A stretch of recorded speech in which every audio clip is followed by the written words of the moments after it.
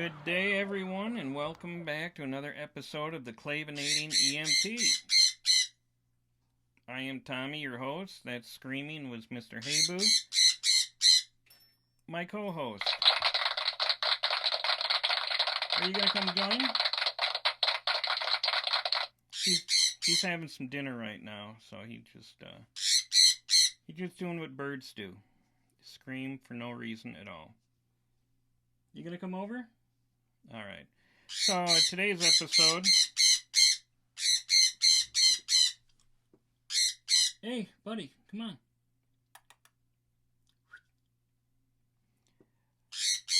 Are going to be some of the most WTF, like some of the calls, both fire and EMT services, that left me and my partner going, what the fuck just happened? Just bizarre, and, we never get to hear any follow-up either. There you go.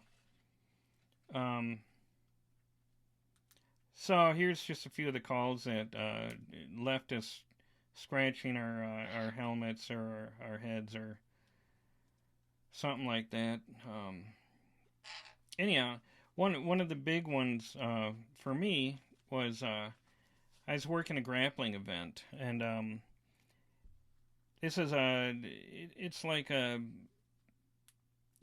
these grapplers can use any jujitsu or traditional wrestling or whatever, but there's no striking. It's all just grappling. So they win points by takedowns, reversals, or if their opponent taps out, and that's usually accomplished by doing some pressure hold. And they actually do end up, and chokeholds are legal, which blows me away.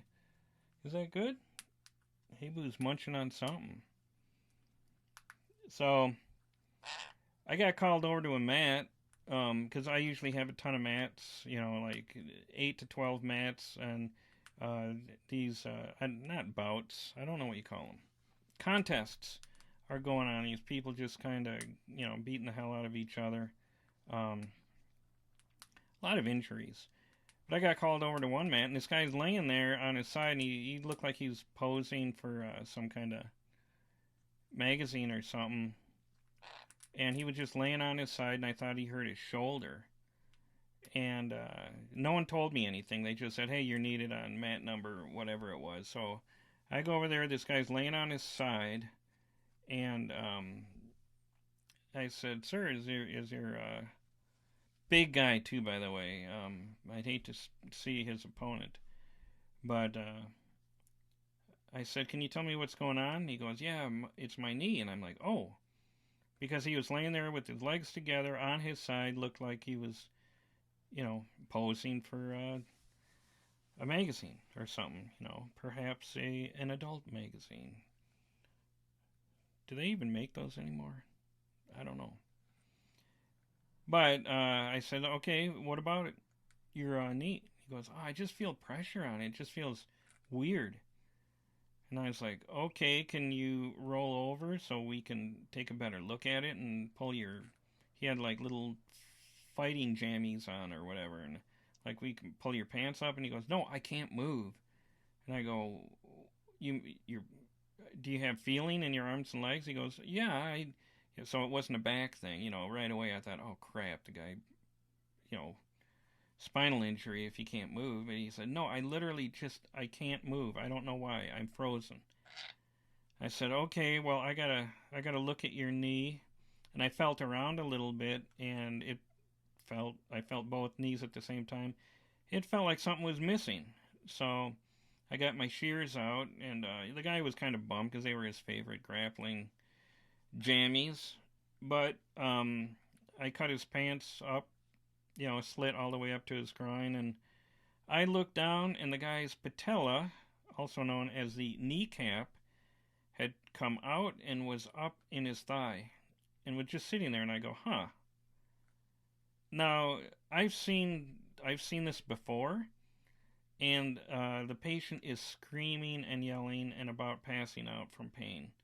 It is horrible. Their heart rate is elevated, their blood pressure is through the roof, they're sweating like crazy, they're diaphoretic for all you fancy pants out there. The guy was doing none of these, you know, and I took a picture of his knee because he couldn't see it, and I thought, well, maybe he just has a weird knee. I don't know. I just wanted to ask him if this was normal, and he said, no, that's not normal, and I cut his other pant leg up to compare the two, and he was right. It wasn't normal. I could see there was a socket where his kneecap was, and there was a kneecap where his thigh was. So that was really, really crazy because I took the guy's vitals and they were not elevated, nothing. Paramedics showed up and took a look at the guy and wanted to move him, and the guy's like, "Don't move me, don't move me." I think his body knew that if he moved a nano inch, he would be in horrible, awful pain.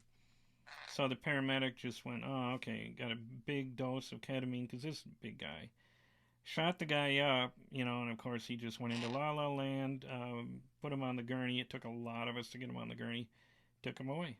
So that was I've never seen any. I've seen dislocated and fractured patellas, but I've never seen a patient with that reaction where they just were frozen and the, somehow the pain didn't make it to his brain. I don't know what the deal was. You know, I'm not sure, but it looked bad. I had another case where I was working at a hockey game. A kid came off the ice and he's holding his head with his right arm. And I was like, oh crap. Because there's a big pile up in front of the net, so anything could have happened. You know, just big scrum of guys all over each other. Um, so this guy gets back, and I thought, oh crap, he's got a concussion. He's got something going on. So I went over and sat next to the guy, sat on the bench next to the guy. And I started talking to him. And I said, "Hey, buddy, you okay?" And he goes, "Oh, yeah, yeah, yeah. Yeah, my head, my head, my head." And then he's holding his head. And I'm like, okay, um, how about if we get up, you know, go over here and take your helmet off so we can talk a little bit, figure this out. And then I noticed that his left arm was just kind of dangling there. And then I noticed blood was dripping from his fingertips. So I asked him, I said, "Have you had surgery lately on your left arm?" Because I thought maybe stitches got popped or something like that. And he goes, "I can't feel it. I can't feel my arm."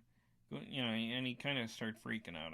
He was concussed, but he also had a long, uh, gaping wound from his elbow to his wrist. He didn't know about it. I didn't know about it because I was sitting on his right side.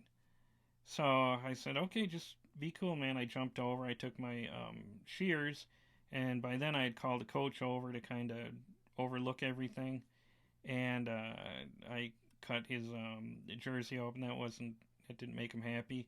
I saw all this white stuff coming out of his elbow pad, and I was like, "Oh no, compound fracture. That's why he can't move it." You know, no, that was just the foam where a skate blade had gone into his elbow pad, through his elbow pad, and then down the length of his arm along his bone, and sliced it right open. And I was looking down into the kid's arm. Now, when I took the elbow pad off and I cut the jersey off, the coach was there, saw it, and made a little wall with his hand so the kid couldn't see it because the kid was not doing so well at the time. So, but I ended up now. Luckily, there was no arterial or vein damage. There was plenty of blood, but it wasn't like pumping blood. It wasn't gushing blood. It wasn't oozing or pumping. It wasn't doing either of those. Oozumping. I guess if you cut a vein and an artery, is it oozumping? Or pazumping? I don't know. That was just bizarre though, because I didn't get called over to the bench for this kid. Usually I get called over if it's an obvious hit. I just happened to see the guy holding his head and sat next to him, but I irrigated the wound, the very deep gaping. I said I wouldn't use that word anymore, hey boo. You got to remind me. Not using angina or gaping anymore. Not going to do it. It's offensive. Anyhow, I irrigated it real well, put some steri strips on it, put it all back together, and then this kid went off to the ER. I did run into someone later that told me the kid ended up getting 70 something stitches. Uh, a ref for a soccer team, and but there was no permanent damage, which made me really happy because I thought the kid might have had some permanent nerve damage or something that would ruin his day and his hockey career and everything. So that was good news. But that was very strange. The kid, I think he was in some type of shock. I think having the concussion, which was a problem, but having his arm splayed open was a bigger problem at the moment. Um, yeah, but apparently the ER docs took good care of him, and the guy came back to play hockey again. So good for him. I had another kid that ran into. There's another hockey. A lot of hockey injuries. Um, Ran into a guy's knee head first, and just like a spring, he compressed like a spring, bounced off, laying there. He'd been knocked out only for a short time. I went tended to the kid, um, and his legs were shaking. Now I checked his spine, his C spine, of course. I checked for C spine first thing. Any kids on the ice, and sometimes coaches want to grab him by the shoulder and lift him up, and I have to flag him off, and the refs get the coaches out of there. I know they mean well and everything, and ice time's expensive, but man, anytime a kid goes down, I make sure that their neck is not injured because that can happen. It's easy to happen, or their back. But this kid, he could feel his hands and his legs, but his legs were shaking. And I felt around on his neck, and he didn't complain of any specific area. So we lifted him up and helped him skate off. The whole time he was shaking. And his mom was a trauma nurse, ended up taking him to the ER and getting him taken care of. But I talked to a doctor later that said it sounds like spinal compression, where like a certain part of the spine can get literally compressed and cause this um, seizure type of reaction. And the kid amazingly wasn't concussed. I think a lot of the energy went from the top of his head down to his skates, and his spine took the brunt of the blow. So that was really odd, though. I've never seen that before. I haven't seen it since. I've only seen it once, so it was kind of crazy. Another what the fuck call I went on with my partner. And actually, we talked about this a little bit, but I guess I'll rehash it just because it's worth rehashing because it's still a mystery. My buddy Johnny in episode 3 or 4, something like that. Um, we're working on the fire department overnight, as we do most nights. Get a call for, again, I can't remember if the call was for a bleed. I think it was just a bleed. It wasn't a suicide. They have a thing called hold for code 4 if it's anything involving drugs, weapons, domestic, anything like that. The cops have to make sure the scene is safe. We got there really quick, really fast. It sounded like a bad thing. So we showed up, and this guy had gotten in a fight with his girlfriend apparently, and to show her, he took a giant chef knife, jammed it into with his right hand, jammed it into his left elbow, and pulled it all the way down to his wrist. Now that opened up his arm, just like it just opened it up. I mean, I was looking at his arm, and it was just open. I don't know how else to describe it. I'm not gonna say gaping. It was gaping, but it was open. So, luckily, cops had got there and put a tourniquet on each arm and had it slowed down. and then eventually stopped. And the guy, there was blood everywhere. It was like someone opened a garden hose and full of blood. It was amazing. Now I know the guy lost a lot of blood. Usually they say, "Oh well, it doesn't take much blood to make it look." No, this guy lost a lot of blood. He was kind of in and out of consciousness and very calm, but we couldn't figure out how he sliced both arms. The one arm I can see if you got that much commitment to doing harm to yourself, and don't do that ever. Figure it out, talk to someone. But how did he slice the other arm? Because the left arm would have been so damaged. I can't imagine how he was able to cut the other arm, to even grip a knife. And yeah, so that's still a mystery, and we still have our conspiracy theories on that. Um, I had another call that was it was kind of disturbing, and it left me and my partner later going, "What the fuck was that?" Um, Apparently, a young woman, in her 40s, I call that a young woman, had sat up in bed in the middle of the night, quickly grabbed her husband, and then laid back down and went into cardiac arrest. That's what the husband says. That she woke him up, and he looked up, and she was sitting up in bed, and then she fell down, and he didn't get a pulse, and she wasn't breathing. So CPR, police officers showed up before we did, got her on the floor and started CPR. Um, but I don't know how long it took them to get there. I don't think very long, because the woman called in, uh, or the woman, the woman was dead on the floor. The husband had called in right away, and the police are working on her. We got in and did our thing, and I don't know how that call turned out. Again, we don't know how a lot of these turn out. It's not any of our damn business, for one thing, and sometimes it's good to not know. I think that we all just kind of live in this. Everything turned out fine. Everything's good. And then we find out that it wasn't sometimes, and it kind of deflates us a little bit.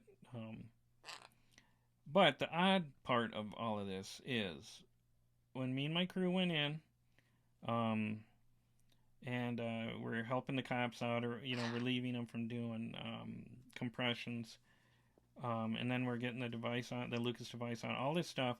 Um, the husband had this really bizarre, almost cult-like grin, and he's like, "Hey guys, how's it going?" I was ready for the guy to offer us a cup of coffee and a donut or something. He was so calm, and just the opposite of what usually goes on during CPR scenes. And we have no idea what the deal was with that. The guy showed. Now, I'm not saying he had anything to do with her death or anything. That's not my point. Um, I guess everyone reacts differently. Just like the guy with the patella. I've seen other people who had a dislocated patella and it came back in, and they were just screaming bloody murder. So, um, it was just bizarre. Later, when we are doing our report and everything, we were like, "What is the deal with the husband?" I thought he was going to ask us to sit down for dinner or something like that. And, never found out what the deal was. Oh no, actually we did. The patient ended up having a undiagnosed heart condition. Sadly, this happens where someone will go into cardiac arrest. We had there's a pond hockey player, that super athletic guy, and there are some things like the pulmonary embolism that I had that I'll do an episode on. The first symptom is death.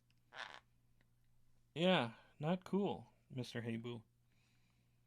And this is one of them. Apparently, she had some issue with her heart.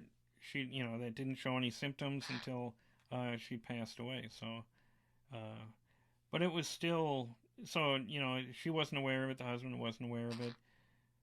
So there was nothing nefarious going on, but we still just had a hard time wrapping our heads around the husband's reaction. But again, until you're in someone's moccasins, you don't know how you're going to react. Um, that's just that was his reaction, but it did leave us scratching our heads and stuff. So if you go into first responding, you become an EMT, paramedic, whatever you end up doing, where you're taking care of sick people. Don't always count on reactions and behavior to be what you think is normal or correct, because you will be greatly surprised at at how people react in very stressful situations. So anyhow, thanks again for tuning in. Just wanted to share a few stories of what the fuck just went on. Right, Mr. Haybu? You're not very helpful. That's he is a some kind of your parrot, by the way, for those of you and uh, not on the YouTube in podcast land. So he is a beautiful bird and very attached to me. So once again, gonna ramp it up. Wrap it up. So those are kind of some of the odder things that have happened, but expecting the unexpected is pretty normal. So again, I appreciate anyone that views any of these YouTube episodes or listens to any of the podcasts. I hope you get something out of it. Feel free to comment, good or bad. I've been doing this for a few months now, and I'm just curious how I'm doing. Um, Trying to keep them a little bit shorter and stuff. I do plan on having guests more in the future, so I'm looking forward to that. So there's a lot to learn all around. And if you're thinking about being a first responder, I would encourage you to do it. Um, it's a good life. It's a tough life. It's a weird life, but I'd say do it. And remember, take care of yourselves and take care of each other.